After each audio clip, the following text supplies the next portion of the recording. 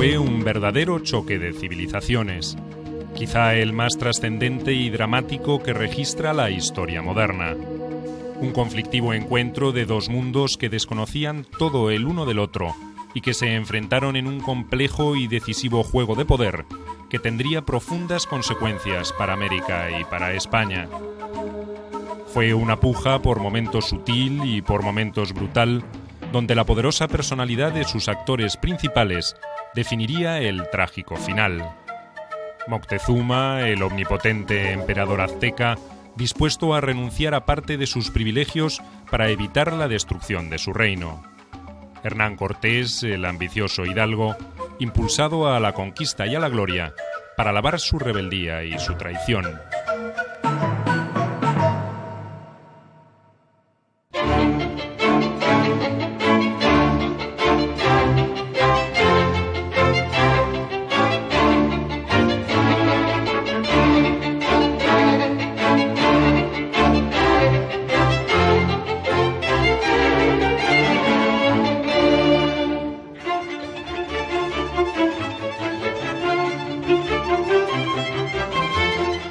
Cortés, Moctezuma. La pareja Hernán Cortés-Moctezuma revela o refleja también el enfrentamiento de dos mundos culturales totalmente diferentes. El mundo del conquistador, del aventurero sin escrúpulos o con pocos escrúpulos que viaja a América en busca de fortuna y que haciendo gala de virtudes indiscutibles, de conquistador, de militar excepcional, como fue ciertamente Hernán Cortés, logra conquistar todo un imperio, el imperio azteca, de una magnitud y de una riqueza realmente fascinante. Y Moctezuma representa justamente la imagen del imperio en decadencia, el imperio descompuesto con infinidad de crisis internas, de cuestionamientos de su liderazgo por parte de diferentes facciones, de las que habilísimamente Cortés sabe aprovechar, sabe amortizar, y de ahí naturalmente una de las razones de su victoria, el hábil aprovechamiento que hizo de la descomposición de ese imperio en decadencia que era el imperio azteca. La estrategia de Cortés demostró ser la más acertada. No fue solo el poder de las armas del puñado de españoles que comandaba lo que le permitió destruir a la implacable maquinaria de guerra de los aztecas. No fue solo la leyenda del dios Quetzalcóatl reencarnado la que le ayudó a su propósito. Fue, sobre todas las cosas, su habilidad para ganarse el apoyo de los pueblos sometidos por los mexicas lo que precipitó el final. Fueron las vacilaciones de Moctezuma y su pérdida de prestigio lo que favorecería el aislamiento y la destrucción de Tenochtitlán, la orgullosa capital del imperio más poderoso del Nuevo Mundo. Inteligente, astuto, brillante capitán para algunos, ambicioso y sin escrúpulos para otros, Hernán Cortés había nacido en 1484 en Medellín, Badajoz. Hijo de un hidalgo con mucha honra militar y escasa fortuna, a los 14 años fue enviado a la casa de unos tíos paternos en Salamanca, donde recibió una formación básica en gramática, latín y otras disciplinas humanísticas. Hombre de acción antes que de leyes, carrera que sus padres habían elegido para él, decidió abandonar Salamanca para probar suerte y fortuna en las Indias. Hay muchas personas que han estudiado la biografía de Cortés y era un hombre colérico, era un hombre muy sagaz, entendía a la perfección la situación del momento y la aprovechaba. Era un hombre, como le repito, es un espíritu del hombre del Renacimiento, el hombre que busca a toda costa triunfar, hacer riqueza, tener una preponderancia, un hombre. Mientras aguardaba su oportunidad, fue testigo de los cambios que se sucedían en España en relación al descubrimiento de América. Comenzaba a afirmarse la certeza de que se estaba frente a un nuevo continente. En 1502 intentó sumarse a la escuadra de Nicolás de Obando, designado nuevo gobernador de Santo Domingo. Un accidente, consecuencia de una aventura galante, le impidió hacerlo. Pero 2 años más tarde consiguió llegar al Nuevo Mundo. Aunque su sueño era participar en la conquista de territorios inexplorados, tuvo que contentarse con aceptar un puesto de encomendero. Durante los siguientes 5 años, solo comandó a un puñado de indígenas que trabajaban en la plantación que recibió en Suerte. Era un hombre terriblemente ambicioso y era un hombre también brutalmente inescrupuloso. Digamos que para él nada lo iba a detener para conseguir sus objetivos y estaba dispuesto a utilizar cualquier medio para lograr su ascenso y su triunfo, ¿no? Entonces, esta combinación de ambición, inteligencia y pocos escrúpulos lo hacía un individuo, pues, francamente peligroso, en el sentido de que era un hombre que no se iba a detener con ningún tipo de convención, que no iba a aceptar una posición subordinada dentro de la sociedad española ni en su relación con las sociedades otras con las que interactuara, y pues eso le dio la energía y la inteligencia para poder dominar a los aztecas, como lo hizo. En 1511 llegó la primera oportunidad para usar sus talentos.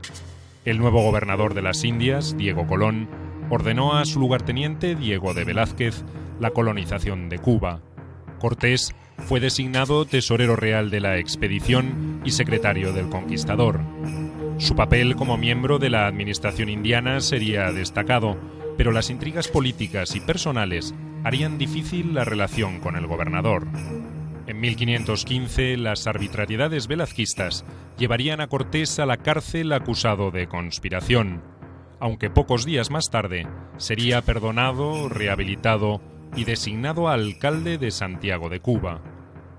Cortés llevaba una vida de próspero hacendado en Cuba, pero como muchos de los hidalgos que arribaban al Nuevo Mundo, soñaba con la gloria y la fortuna.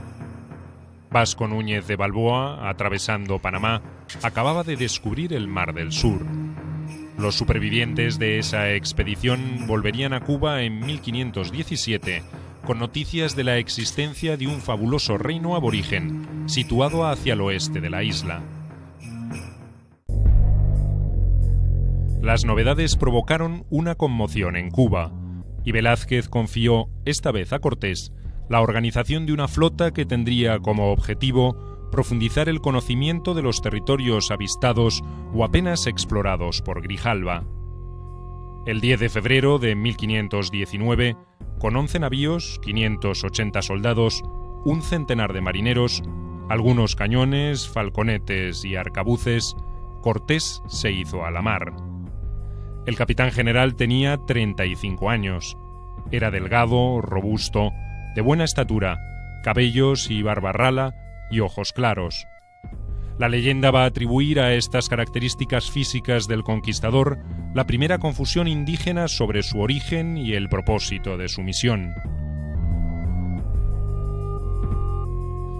Los pueblos de Mesoamérica tenían entre sus deidades principales a Quetzalcóatl, o la serpiente emplumada, un dios con una apariencia humana similar a la de Cortés. Era un dios bondadoso que había enseñado a los hombres a cultivar la tierra y a domesticar animales. Su actitud había despertado la ira y la envidia del resto de los dioses, que lo obligaron a marcharse. Quetzalcóatl se había alejado por el mar hacia el este con la promesa de retornar algún día. Evidentemente, ese mito es utilizado políticamente y está, y hay montones de documentos, y si uno pues, ve las crónicas se da perfectamente cuenta de que realmente ese mito no se lo creía nadie. En 1519 nadie en México prehispánico se cree lo de Quetzalcóatl. Lo que ocurre que es una cuestión, política, y entonces se utiliza básicamente como un instrumento político. El recibimiento a la expedición en la antigua tierra maya de Tabasco no fue nada cordial para el supuesto dios que regresaba. Los indios estaban en pie de guerra.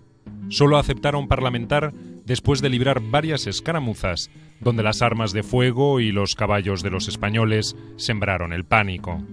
Entre los regalos que recibió Cortés como prueba de amistad, figuraba una joven india, hija de un cacique mexica, que fue bautizada como Marina. Su conocimiento del idioma náhuatl y de las costumbres de los pueblos mesoamericanos se transformaría en un aporte muy valioso para los expedicionarios. Que ha tenido una vida de cuento de hada, ¿no? Porque su padre se murió, su madre se casó con otro gran señor, tuvieron un hijo y entonces la desheredaron a ella, la vendieron como esclava y la llevaron de tribu en tribu, de pueblo en pueblo, de grupo en grupo, hasta que acabó en la zona que le encontró Cortés. Y Marina, pues, tenía una gran verdad, ¿no? Una gran ventaja, que es que hablaba náhuatl y hablaba maya.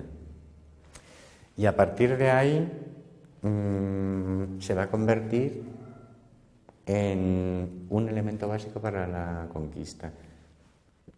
Porque mientras los castellanos están recorriendo la costa de habla maya, realmente tienen intérpretes. Pero cuando ya la costa se convierte en agua parlante, se necesita un intérprete. Y los españoles carecen de intérprete en ese momento. Mientras Cortés y sus navíos navegaban por las costas del sur de México, los aztecas trataban de comprender el significado y las consecuencias de la presencia de esos extraños en el límite sureste de sus dominios. Tenemos buena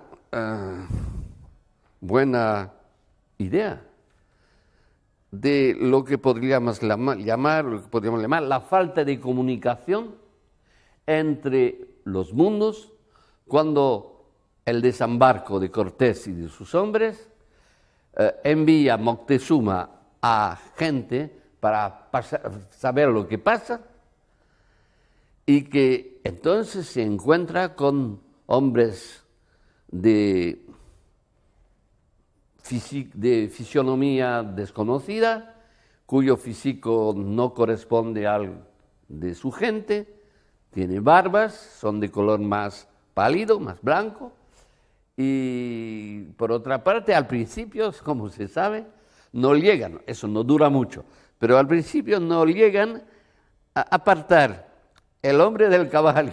Es que, no mucho tiempo, pero al principio creen que es una criatura completamente diferente. Eso evidentemente es solo un momento casi en fin. Los aztecas o mexicas eran un pueblo guerrero que desde hacía casi un siglo ampliaban constantemente su influencia por la región central del país. Provenían del norte y en el siglo XIV se habían asentado sobre los islotes del lago Texcoco en el valle de Anahuac. Allí fundarían alrededor de 1325 su capital, la mítica Tenochtitlán, que a la llegada de los españoles congregaba a una población estimada en 250.000 personas. Era mucho más populosa que cualquier ciudad europea de la época.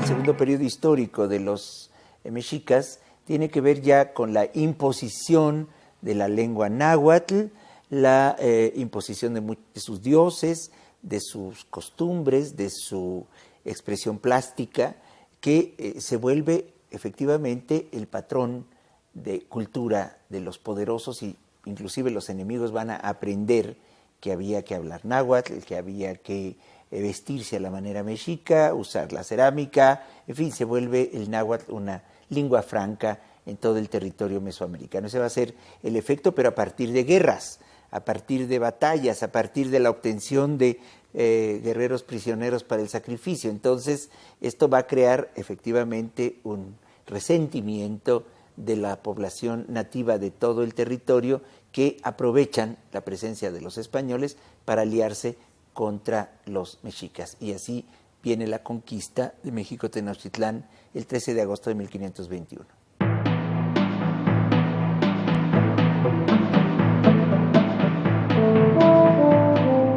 A comienzos del siglo XVI, los aztecas habían convertido a Tenochtitlán en una ciudad lacustre de notable calidad arquitectónica y, sobre todo, en un reducto virtualmente inexpugnable desde el punto de vista militar. Solo era accesible por agua o por 3 calzadas que la unían a tierra firme. Una leyenda consagraba su origen a una señal sagrada atribuida a su dios principal, Huitzilopochtli.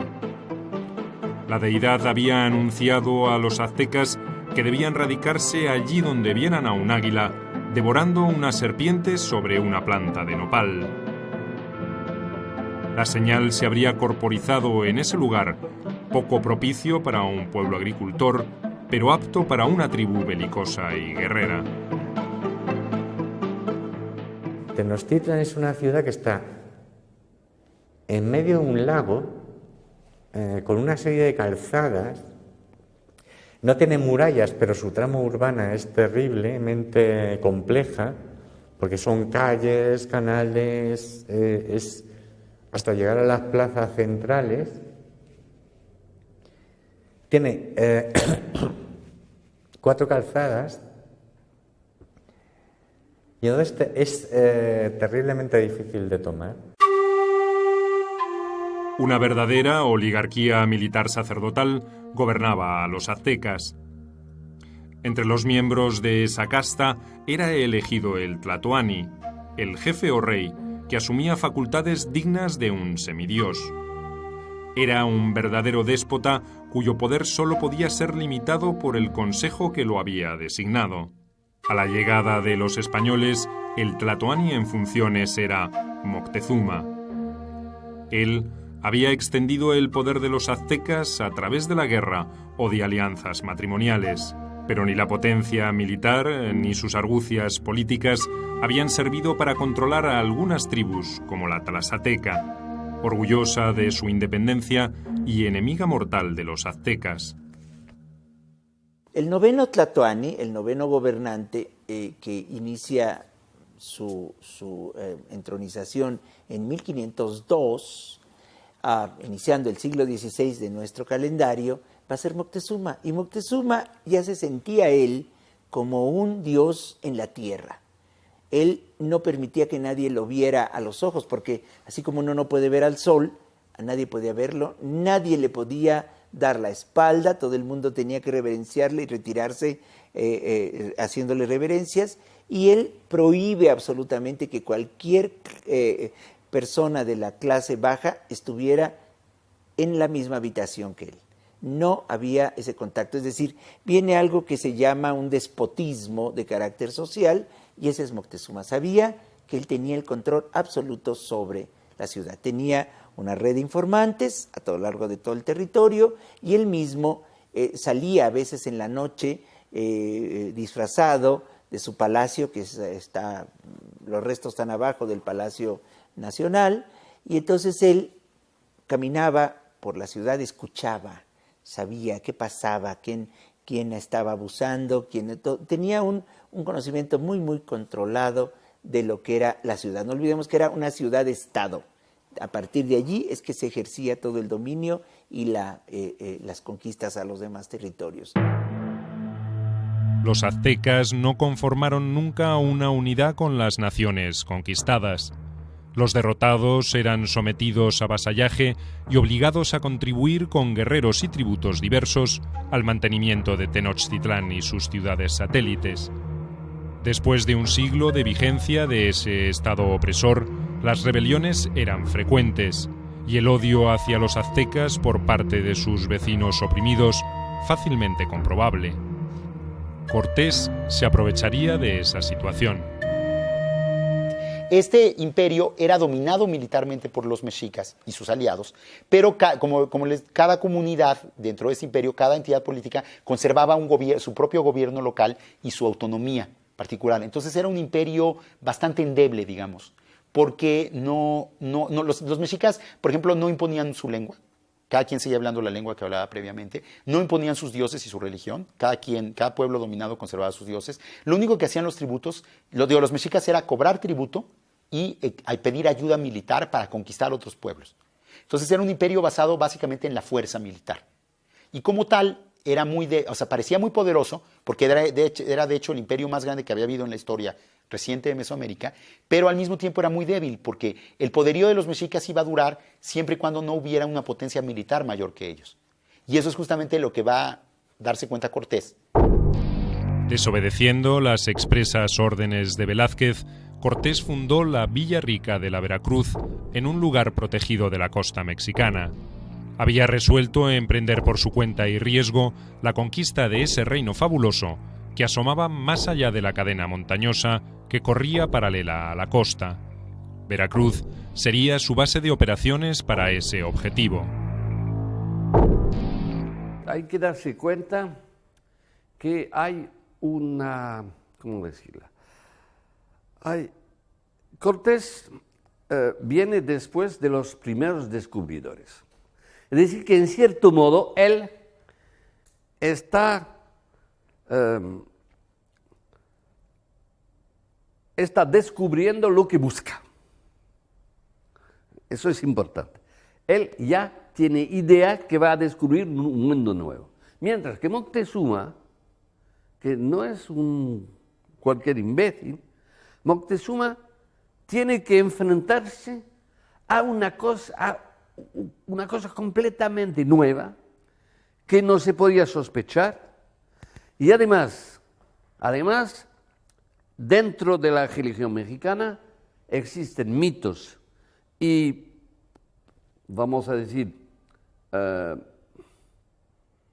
proyecciones o previsiones que dejan posible la llegada de otros hombres, incluso la vuelta de los dioses, la famosa vuelta de los dioses.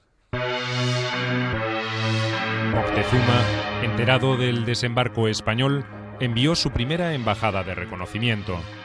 Su misión era espiar a los extranjeros, confirmar algunas de las noticias que sobre ellos circulaban en la región y, sobre todo, averiguar cuáles eran sus intenciones. Era un encuentro cauteloso y distante. Cortés contribuyó a acentuar esa impresión. Se mostró poco impresionado con los delegados aztecas y en su presencia suscribió una alianza con el cacique de la tribu totonaca que había recibido a los españoles con muestras de amistad. Los totonacas eran vasallos de los aztecas y el astuto Cortés no tardó en descubrir que estaban muy dispuestos a rebelarse contra ese yugo. Este primer contacto, que se realiza alrededor de marzo o abril de la Semana Santa de 1519, va a marcar una serie de aspectos decisivos para todo el proceso de conquista, porque establece claramente desde un primer momento, Cortés dice que él viene a buscar que los mexicas se sometan al emperador español, a Carlos V, y por otro lado, los mexicas identifican claramente que los españoles son una amenaza directa a ellos. Entonces, desde un principio se establece ya una rivalidad o una relación de enfrentamiento político-militar entre los mexicas y los españoles, que va a ser justamente lo que van a tratar de negociar Cortés y Moctezuma en el siguiente año y medio, ¿no? La alianza con los totonacas fue la primera de una serie de jugadas audaces protagonizadas por Cortés en su camino hacia la conquista de México. También resolvió enviar una delegación a España que gestionara sus derechos sobre el descubrimiento. Ante el riesgo de que los velazquistas promovieran una sublevación para retornar a Cuba, Cortés hizo quemar las naves. Aislados en ese territorio desconocido, enfrentados a un poderoso imperio aborigen, solo quedaba una alternativa: cerrar filas en torno a su jefe o morir. Moctezuma vacilaba entre atacar a esos extraños extranjeros o tratar de averiguar más sobre sus intenciones. Un notable juego de ingenio, seducción y amenazas comenzó entonces entre Hernán Cortés y Moctezuma. El jefe castellano tenía prisa por llegar a Tenochtitlán antes de que su rival Velázquez reaccionara o que el rey Carlos lo desautorizara. Adelantarse a los acontecimientos y exhibir los resultados positivos de su empresa era su principal defensa. El 16 de agosto de 1519, Cortés, con 400 hombres, 13 caballos, 6 piezas de artillería y unos 1000 indios amigos, inició el viaje hacia Tenochtitlán. La resolución de Cortés obligó a Moctezuma a modificar su táctica. Ordenó a los caciques de las tribus tributarias que le brindaran hospitalidad y atendieran las necesidades del pequeño ejército. Los tlaxcaltecas eran los principales y más feroces adversarios de los mexicas, y con la misma determinación que defendían su independencia, se enfrentaron a los españoles. Una serie de cortas pero sangrientas escaramuzas les convencieron de que era mejor pactar que luchar.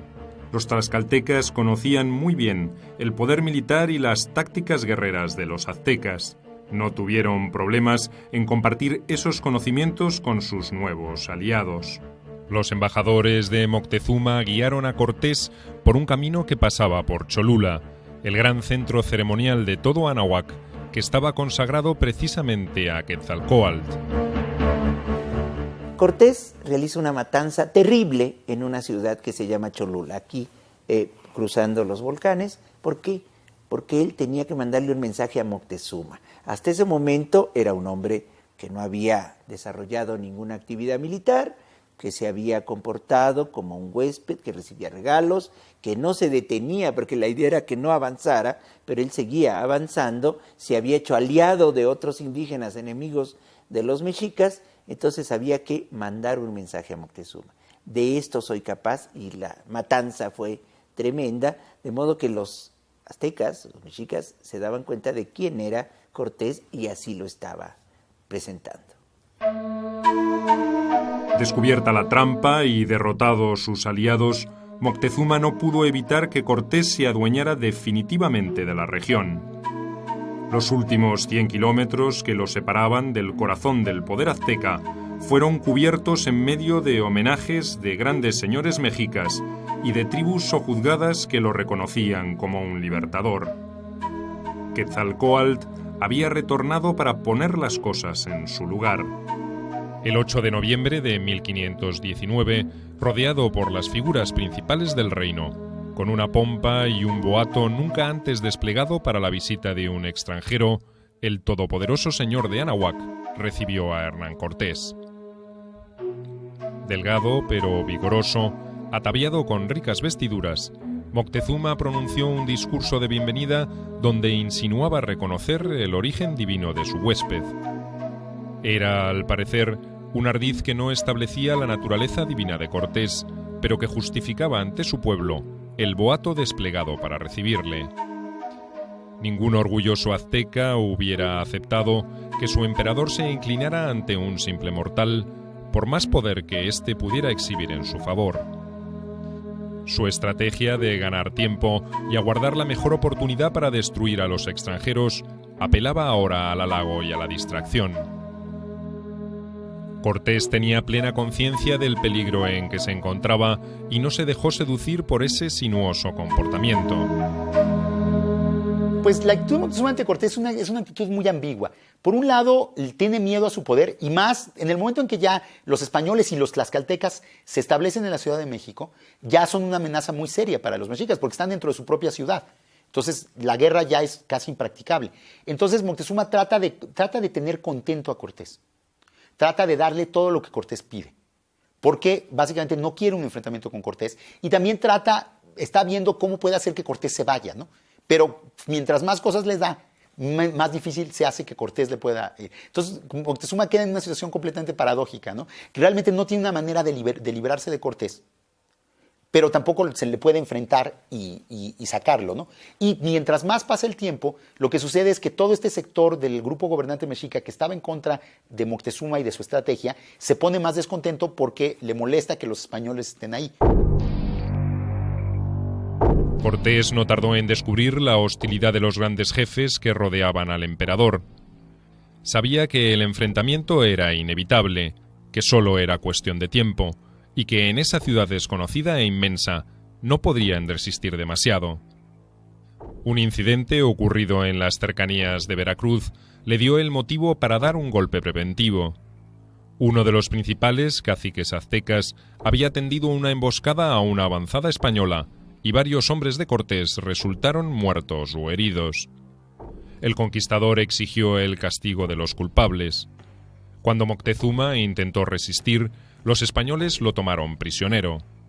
El gran rey indígena, el poderoso señor de los mexicas, pasó a ser un rehén con el que los conquistadores garantizaban su propia seguridad. El golpe dividió definitivamente a los aztecas. Un grupo de nobles resolvió colaborar con los extranjeros para no poner en riesgo la vida del monarca cautivo. Otros, en cambio, comenzaron a conspirar abiertamente. La autoridad despótica de Moctezuma se resquebrajaba en el centro del imperio. Desde que se había convertido en rehén, trataba de complacer a Cortés e incluso había colaborado desautorizando y denunciando a jefes aztecas que propiciaban una rebelión. Se había transformado en un aliado de los conquistadores. Especulaba con una alianza con los españoles para conservar parte de su antiguo poder. El único aliado con el que puede confiar para mantenerse en el poder es Cortés. Es decir, ese es el gran juego y la gran política que hay en todo el enfrentamiento o toda la conquista de México. Es decir, Moctezuma sabe perfectamente que o mantiene a los españoles en el poder con él, o si se hunden los españoles, él se hunde con ellos. Porque la monarquía en México no era absoluta, aunque Moctezuma intenta hacerlo. Era electiva. Y por lo tanto, si tú eliges a un emperador, le puedes deponer. En abril de 1520, un ejército al mando de Pánfilo de Narváez desembarcó en Veracruz. Había sido enviado por el gobernador de Cuba, Diego de Velázquez, para ajustar cuentas con Cortés. La orden era prenderlo y llevarlo a la isla, donde sería juzgado y presumiblemente ajusticiado. Con fuerzas muy inferiores, Cortés partió hacia la costa, dejando en Tenochtitlán a su lugarteniente, Pedro de Alvarado, al mando de una guarnición de 80 hombres. Hasta tal punto que se podría decir que el mayor peligro que han tenido los españoles y que han tenido Cortés es cuando los indios y Moctezuma, pero sobre todo sus sucesores, se dieron cuenta que había europeos hostiles a Cortés. Cuando el gobernador de Cuba envía un ejército para combatir a Cortés y para echarlo.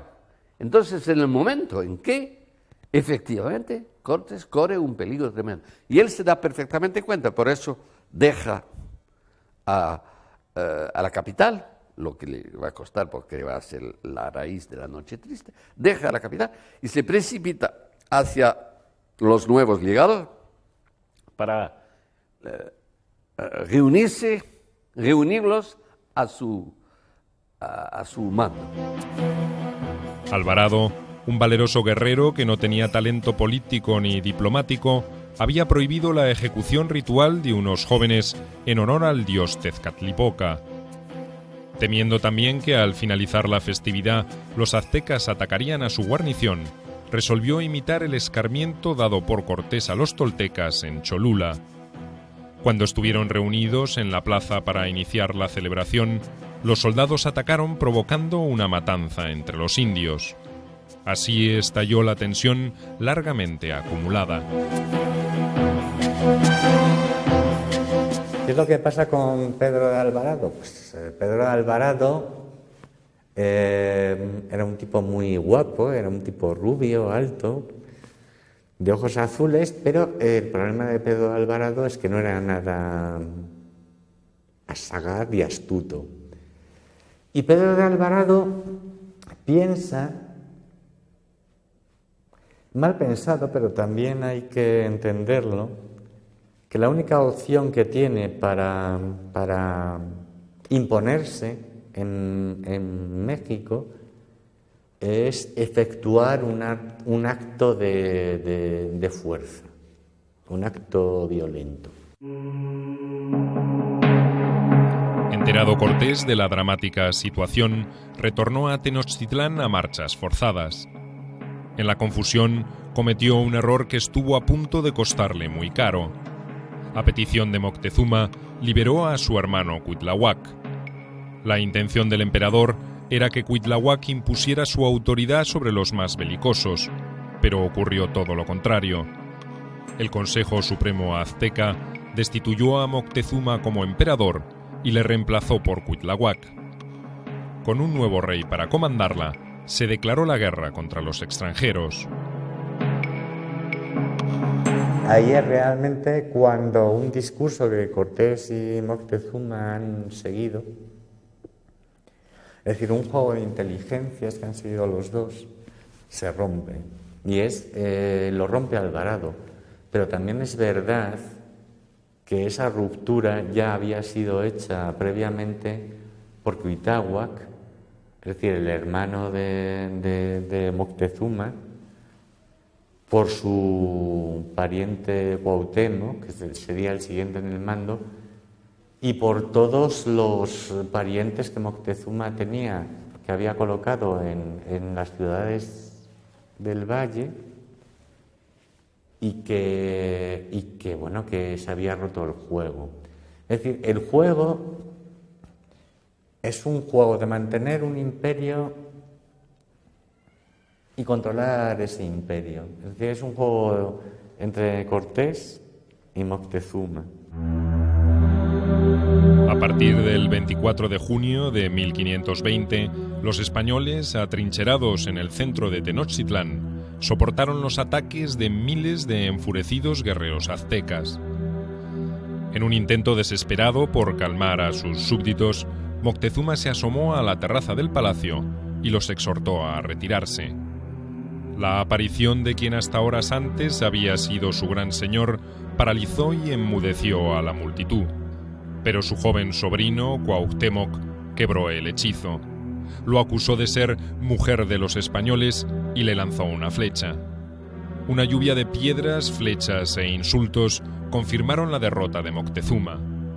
3 días después, moriría víctima de las heridas y de la terrible humillación que había sufrido.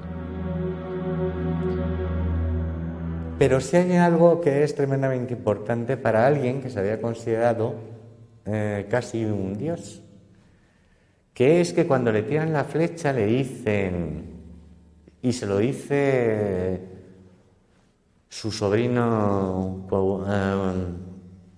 Cuauhtémoc, dice: calla, Cuilón, que eres la manceba de los castellanos. Cuilón es Cuiloni, es un término mexicano que quiere decir sodomita paciente. Y eso es importante, eso está ahí, ¿no? Es decir, yo creo que eso, para alguien que se ha considerado un dios y que él mismo ha creído que tenía que cumplir ese papel, es algo tremendamente importante, ¿no? Y es una ruptura. Sobre todo cuando ha ido viendo desde 1519 que su poder, que nunca había sido sólido, pero su poder que siempre había estado en entredicho, se tambalea completamente, y todos sus parientes que siempre han estado para cortarle el cuello, ahora mismo ven una oportunidad. Cortés no tenía otro camino que forzar la evacuación de Tenochtitlán a sangre y fuego. El 28 de junio intentó salir por el oeste de la ciudad, por la calzada de Tacuba. Aunque combatieron toda la mañana con la ayuda de 3.000 tlaxcaltecas, casi no lograron avanzar. Durante los 2 días subsiguientes, ganaron y perdieron los puentes que unían la calzada sobre el lago. Y hasta la noche del 30 de junio, no consiguieron quebrar la resistencia indígena y abandonar Tenochtitlán. Alrededor de 600 hombres de Cortés murieron o fueron tomados prisioneros y sacrificados en esa noche triste, como quedó inmortalizada en la historia. Casi un año después, Cortés lograría su revancha. Con el aporte de tribus indígenas encabezadas por los tlaxcaltecas y de un ejército español mejor preparado y equipado, el 26 de mayo de 1521 comenzó el ataque a Tenochtitlán. Se prolongaría hasta el 13 de agosto. Nunca más se registraría en América otra operación militar de semejante envergadura. Calle por calle, casa por casa, los aztecas defendieron su ciudad hasta las últimas consecuencias y demostraron que su prestigio como guerreros era bien merecido. Cuauhtémoc, aquel joven príncipe que con su insulto inapelable mancilló para siempre la memoria del emperador, sería el encargado de rendir lo que quedaba de su pueblo. Moctezuma tiene muy mala reputación en México a la fecha, ¿no? Es visto básicamente como un traidor, como un gobernante débil y cobarde que no supo enfrentarse a la amenaza de los españoles. Yo creo que ese es un juicio injusto. Yo creo que, visto en retrospectiva, finalmente Moctezuma tenía razón. O sea, Moctezuma trató de evitar la destrucción de la Ciudad de México, no lo logró. Pero Cuauhtémoc, definitivamente con su política, la logró sin lugar a dudas. Si vamos a contraponer la actitud negociadora de Moctezuma y la actitud de enfrentamiento de Cuauhtémoc, probablemente el que tenía razón era Moctezuma y no Cuauhtémoc.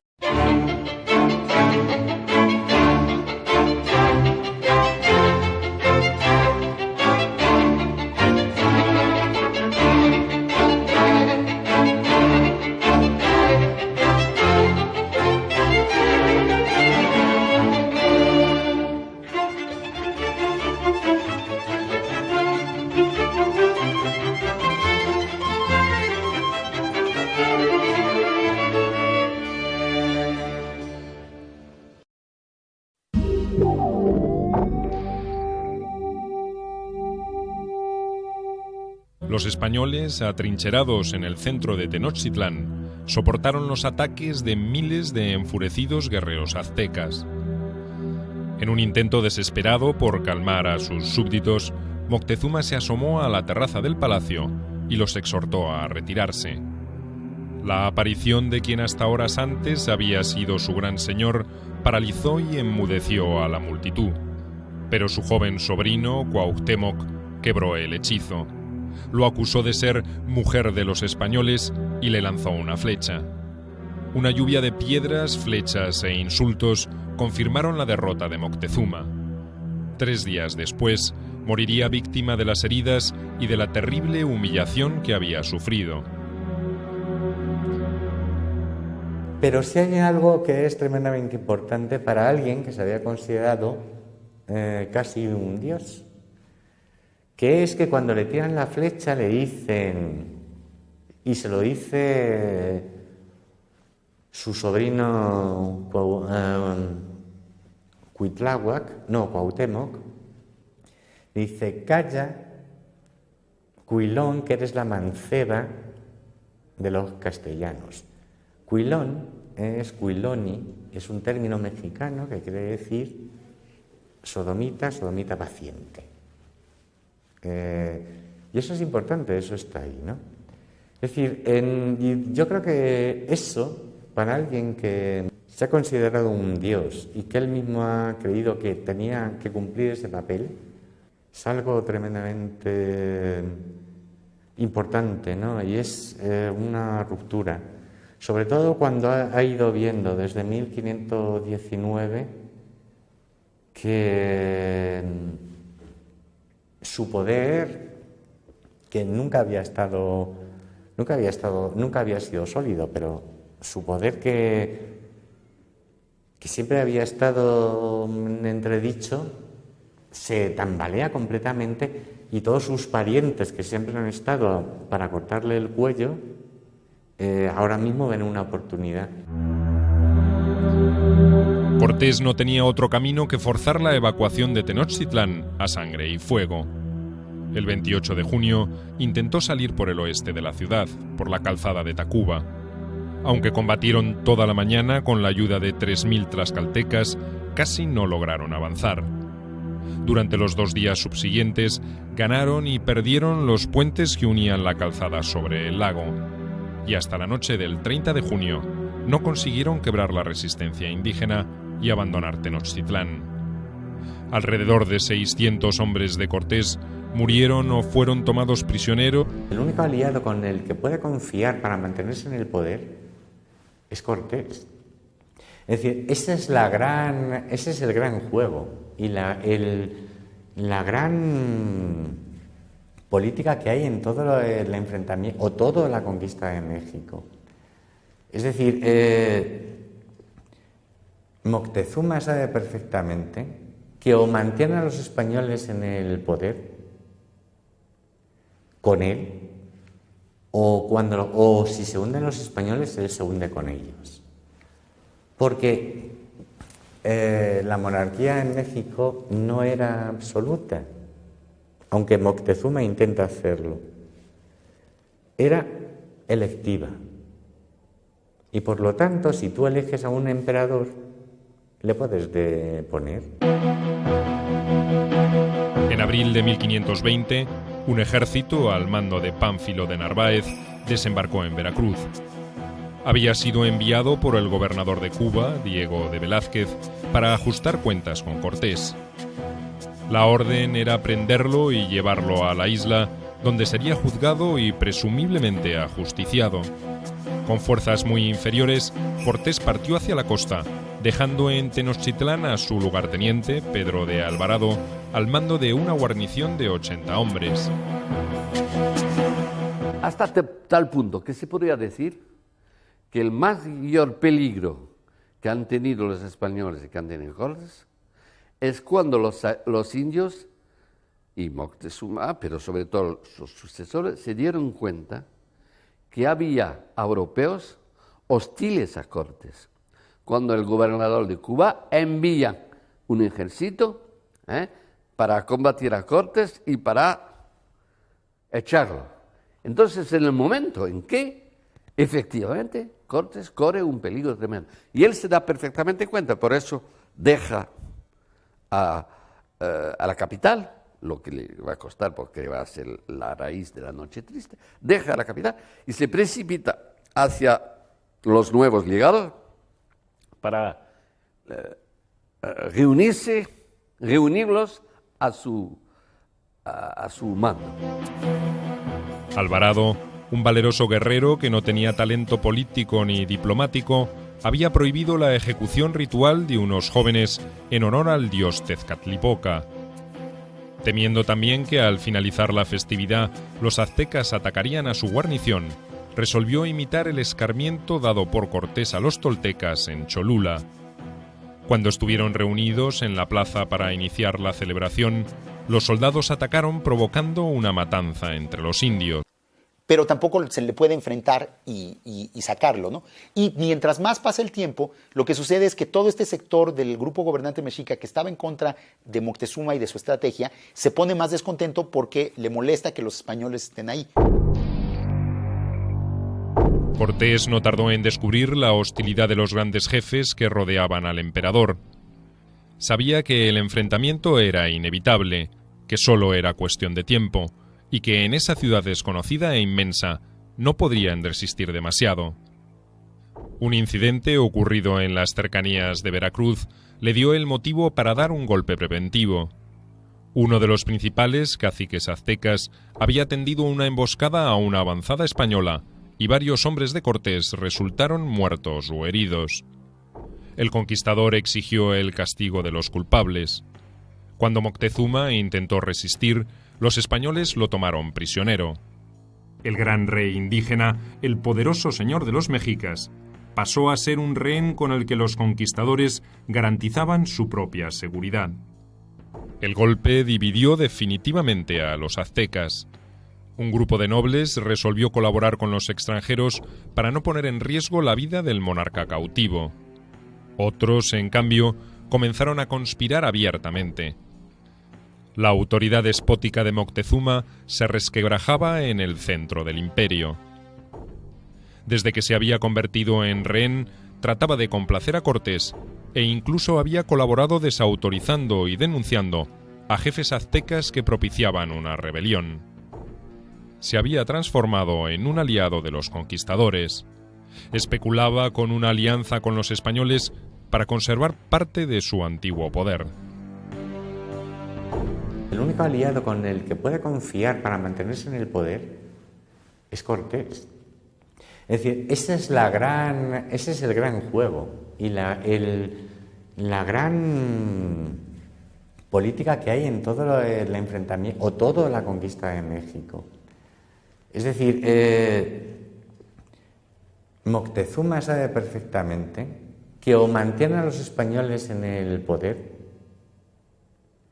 con él, o si se hunden los españoles, él se hunde con ellos. Porque la monarquía en México no era absoluta, aunque Moctezuma intenta hacerlo. Era electiva. Y por lo tanto, si tú eliges a un emperador, le puedes deponer. En abril de 1520, un ejército al mando de Pánfilo de Narváez desembarcó en Veracruz. Y era un hombre colérico, era un hombre muy sagaz, entendía a la perfección la situación del momento y la aprovechaba. Era un hombre, como le repito, es un espíritu del hombre del Renacimiento, el hombre que busca a toda costa triunfar, hacer riqueza, tener una preponderancia, un nombre. Mientras aguardaba su oportunidad, fue testigo de los cambios que se sucedían en España en relación al descubrimiento de América. Comenzaba a afirmarse la certeza de que se estaba frente a un nuevo continente. En 1502 intentó sumarse a la escuadra de Nicolás de Obando, designado nuevo gobernador de Santo Domingo. Un accidente, consecuencia de una aventura galante, le impidió hacerlo. Pero 2 años más tarde consiguió llegar al Nuevo Mundo. Aunque su sueño era participar en la conquista de territorios inexplorados, tuvo que contentarse con aceptar un puesto de encomendero. Durante los siguientes 5 años, solo comandó a un puñado de indígenas que trabajaban en la plantación que recibió en Suerte.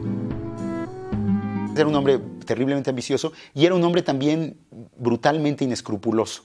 Digamos que para él nada lo iba a detener para conseguir sus objetivos y estaba dispuesto a utilizar cualquier medio para lograr su ascenso y su triunfo, ¿no? Entonces, esta combinación de ambición, inteligencia y pocos escrúpulos lo hacía un individuo, pues, francamente peligroso, en el sentido de que era un hombre que no se iba a detener con ningún tipo de convención, que no iba a aceptar una posición subordinada dentro de la sociedad española ni en su relación con las sociedades otras con las que interactuara, y pues eso le dio la energía y la inteligencia para poder dominar a los aztecas, como lo hizo. En 1511 llegó la primera oportunidad para usar sus talentos. El nuevo gobernador de las Indias, Diego Colón, ordenó a su lugarteniente Diego de Velázquez la colonización de Cuba. Cortés fue designado tesorero real de la expedición y secretario del conquistador. Su papel como miembro de la administración indiana sería destacado, pero las intrigas políticas y personales harían difícil la relación con el gobernador. En 1515, las arbitrariedades velazquistas llevarían a Cortés a la cárcel acusado de conspiración, aunque pocos días más tarde sería perdonado, rehabilitado y designado alcalde de Santiago de Cuba. Cortés llevaba una vida de próspero hacendado en Cuba, pero como muchos de los hidalgos que arribaban al Nuevo Mundo, soñaba con la gloria y la fortuna. Vasco. Una lluvia de piedras, flechas e insultos confirmaron la derrota de Moctezuma. 3 días después, moriría víctima de las heridas y de la terrible humillación que había sufrido. Pero sí hay algo que es tremendamente importante para alguien que se había considerado casi un dios, que es que cuando le tiran la flecha le dicen, y se lo dice su sobrino Cuauhtémoc, dice: calla, Cuilón, que eres la manceba de los castellanos. Cuilón es Cuiloni, es un término mexicano que quiere decir sodomita paciente. Y eso es importante, eso está ahí, ¿no? Es decir, yo creo que eso, para alguien que se ha considerado un dios y que él mismo ha creído que tenía que cumplir ese papel, es algo tremendamente importante, ¿no? Y es una ruptura, sobre todo cuando ha ido viendo desde 1519 que su poder, que nunca había sido sólido, pero su poder que siempre había estado en entredicho, se tambalea completamente, y todos sus parientes que siempre han estado para cortarle el cuello, ahora mismo ven una oportunidad. Cortés no tenía otro camino que forzar la evacuación de Tenochtitlán a sangre y fuego. El 28 de junio intentó salir por el oeste de la ciudad, por la calzada de Tacuba. Aunque combatieron toda la mañana con la ayuda de 3.000 tlaxcaltecas, casi no lograron avanzar. Durante los 2 días subsiguientes, ganaron y perdieron los puentes que unían la calzada sobre el lago. Y hasta la noche del 30 de junio, no consiguieron quebrar la resistencia indígena y abandonar Tenochtitlán. Alrededor de 600 hombres de Cortés murieron o fueron tomados prisioneros y sacrificados en esa noche triste, como quedó inmortalizada en la historia. Casi un año después, Cortés lograría su revancha. Con el aporte de tribus indígenas encabezadas por los tlaxcaltecas y de un ejército español mejor preparado y equipado, el 26 de mayo de 1521 comenzó el ataque a Tenochtitlán. Se prolongaría hasta el 13 de agosto. Nunca más se registraría en América otra operación militar de semejante envergadura. Era, al parecer, un ardid que no establecía la naturaleza divina de Cortés, pero que justificaba ante su pueblo el boato desplegado para recibirle. Ningún orgulloso azteca hubiera aceptado que su emperador se inclinara ante un simple mortal, por más poder que éste pudiera exhibir en su favor.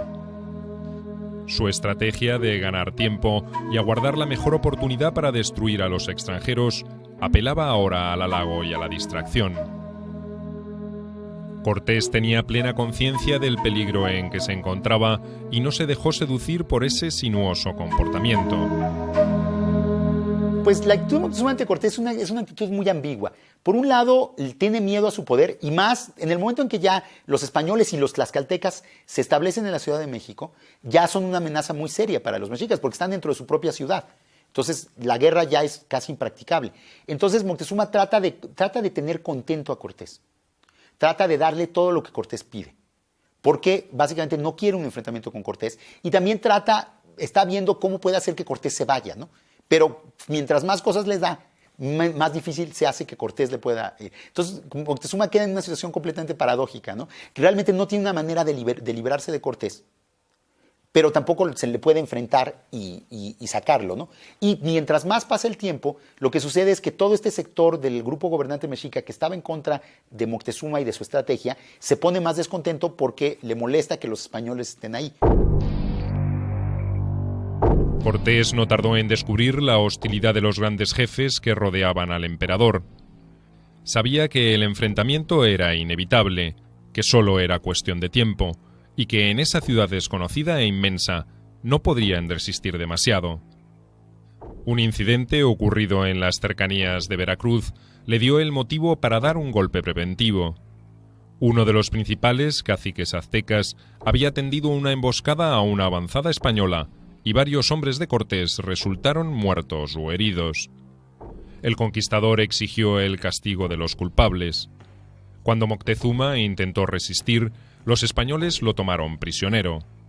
El gran rey indígena, el poderoso señor de los mexicas, pasó a ser un rehén con el que los conquistadores garantizaban su propia seguridad. El golpe dividió definitivamente a los aztecas. Un grupo de nobles resolvió colaborar con los extranjeros para no poner en riesgo la vida del monarca cautivo. Otros, en cambio, comenzaron a conspirar abiertamente.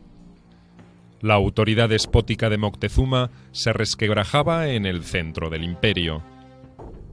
Desde que se había convertido en rehén, trataba de complacer a Cortés e incluso había colaborado desautorizando y denunciando a través de la guerra o de alianzas matrimoniales. Pero ni la potencia militar ni sus argucias políticas habían servido para controlar a algunas tribus, como la tlaxateca, orgullosa de su independencia y enemiga mortal de los aztecas. El noveno Tlatoani, el noveno gobernante que inicia su entronización en 1502, iniciando el siglo XVI de nuestro calendario, va a ser Moctezuma. Y Moctezuma ya se sentía él como un dios en la tierra.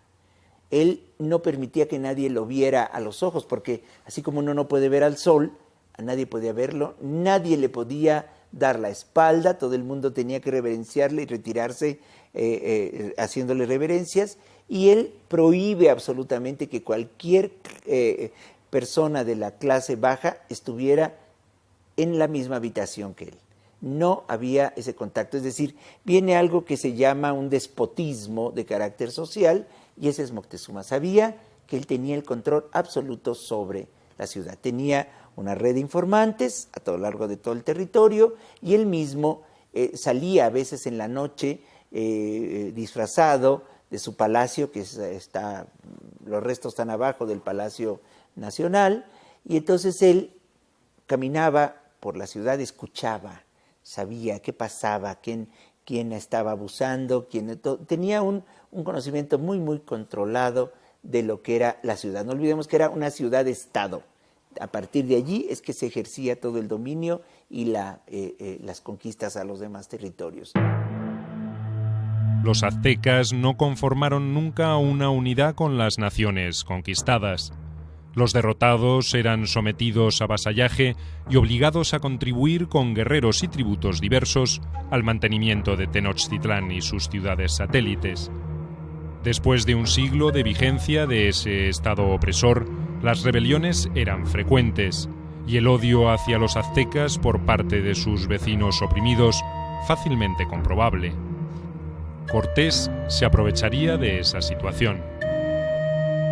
Este imperio era dominado militarmente por los mexicas y sus aliados, pero cada comunidad dentro de ese imperio, cada entidad política conservaba su propio gobierno local y su autonomía particular. Entonces era un imperio bastante endeble, digamos, porque los mexicas, por ejemplo, no imponían su lengua. Cada quien seguía hablando la lengua que hablaba previamente. No imponían sus dioses y su religión. Cada pueblo dominado conservaba sus dioses. Lo único que hacían los mexicas era cobrar tributo y pedir ayuda militar para conquistar otros pueblos. Entonces era un imperio basado básicamente en la fuerza militar. En honor al dios Tezcatlipoca. Temiendo también que al finalizar la festividad los aztecas atacarían a su guarnición, resolvió imitar el escarmiento dado por Cortés a los toltecas en Cholula. Cuando estuvieron reunidos en la plaza para iniciar la celebración, los soldados atacaron provocando una matanza entre los indios. Así estalló la tensión largamente acumulada. ¿Qué es lo que pasa con Pedro de Alvarado? Pues Pedro de Alvarado era un tipo muy guapo, era un tipo rubio, alto, de ojos azules, pero el problema de Pedro de Alvarado es que no era nada sagaz y astuto.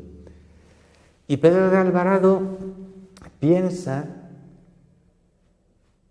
mal pensado, pero también hay que entenderlo, que la única opción que tiene para imponerse en México es efectuar un acto de fuerza, un acto violento. Enterado Cortés de la dramática situación, retornó a Tenochtitlán a marchas forzadas. En la confusión, cometió un error que estuvo a punto de costarle muy caro. A petición de Moctezuma, liberó a su hermano Cuitláhuac. La intención del emperador era que Cuitláhuac impusiera su autoridad sobre los más belicosos, pero ocurrió todo lo contrario. El Consejo Supremo Azteca destituyó a Moctezuma como emperador y le reemplazó por Cuitláhuac. Con un nuevo rey para comandarla, se declaró la guerra contra los extranjeros. Ahí es realmente cuando un discurso que Cortés y Moctezuma han seguido, es decir, un juego de inteligencias que han seguido los dos, se rompe. Y lo rompe Alvarado.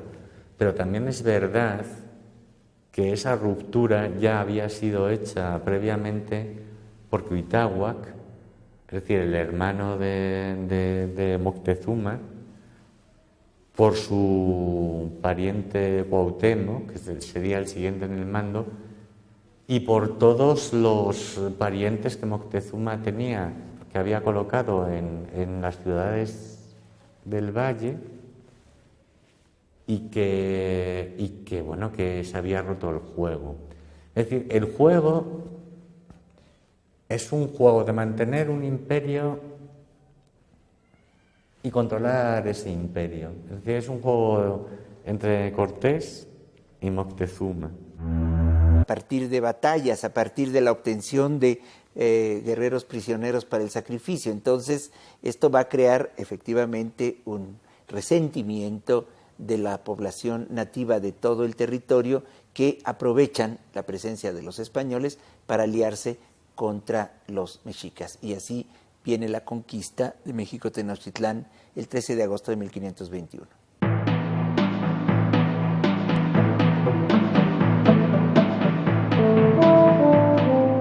A comienzos del siglo XVI, los aztecas habían convertido a Tenochtitlán en una ciudad lacustre de notable calidad arquitectónica y, sobre todo, en un reducto virtualmente inexpugnable desde el punto de vista militar. Solo era accesible por agua o por 3 calzadas que la unían a tierra firme. Una leyenda consagraba su origen a una señal sagrada atribuida a su dios principal, Huitzilopochtli. La deidad había anunciado a los aztecas que debían radicarse allí donde vieran a un águila, devorando unas serpientes sobre una planta de nopal. La señal se habría corporizado en ese lugar, poco propicio para un pueblo agricultor, pero apto para una tribu belicosa y guerrera. Tenochtitlan es una ciudad que está en medio de un lago, con una serie de calzadas.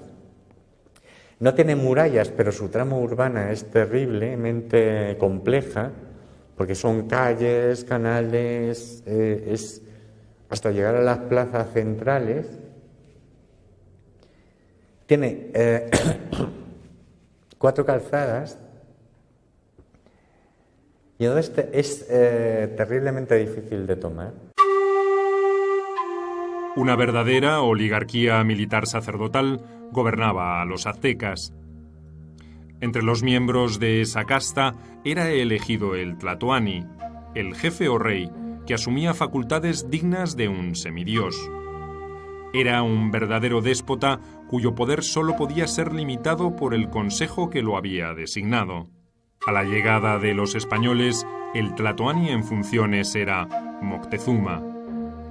Él había extendido el poder de los aztecas a través de la guerra o de alianzas matrimoniales, pero ni la potencia militar ni sus argucias políticas habían servido para controlar a algunas tribus como la tlaxateca, orgullosa de su independencia y enemiga mortal de los aztecas.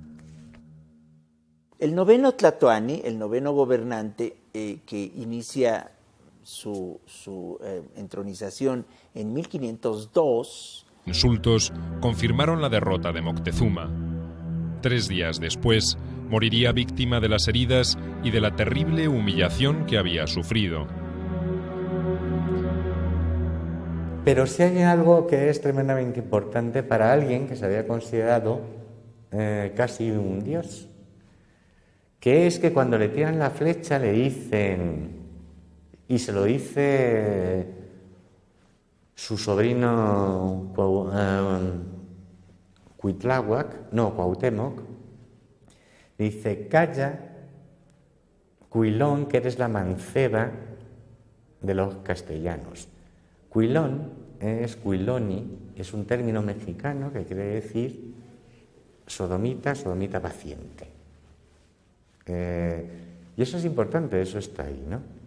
Es decir, yo creo que eso, para alguien que se ha considerado un dios y que él mismo ha creído que tenía que cumplir ese papel, es algo tremendamente importante, ¿no? Y es una ruptura.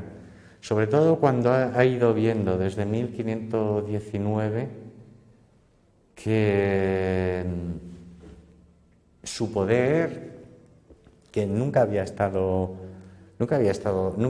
sólido, pero su poder que siempre había estado en entredicho, se tambalea completamente, y todos sus parientes que siempre han estado para cortarle el cuello, ahora mismo ven una oportunidad. Cortés no tenía otro camino que forzar la evacuación de Tenochtitlán a sangre y fuego. El 28 de junio intentó salir por el oeste de la ciudad, por la calzada de Tacuba. Aunque combatieron toda la mañana con la ayuda de 3.000 tlaxcaltecas, casi no lograron avanzar. Durante los 2 días subsiguientes, ganaron y perdieron los puentes que unían la calzada sobre el lago. Y hasta la noche del 30 de junio no consiguieron quebrar la resistencia indígena y abandonar Tenochtitlán. Alrededor de 600 hombres de Cortés murieron o fueron tomados prisioneros y sacrificados en esa noche triste, como quedó inmortalizada en la historia. Casi un año después, Cortés lograría su revancha. Con el aporte de tribus indígenas encabezadas por los tlaxcaltecas y de un ejército español mejor preparado y equipado, el 26 de mayo de 1521 comenzó el ataque a Tenochtitlán. Se prolongaría hasta el 13 de agosto. Nunca más se registraría en América otra operación militar de semejante envergadura. Calle por calle, casa por casa,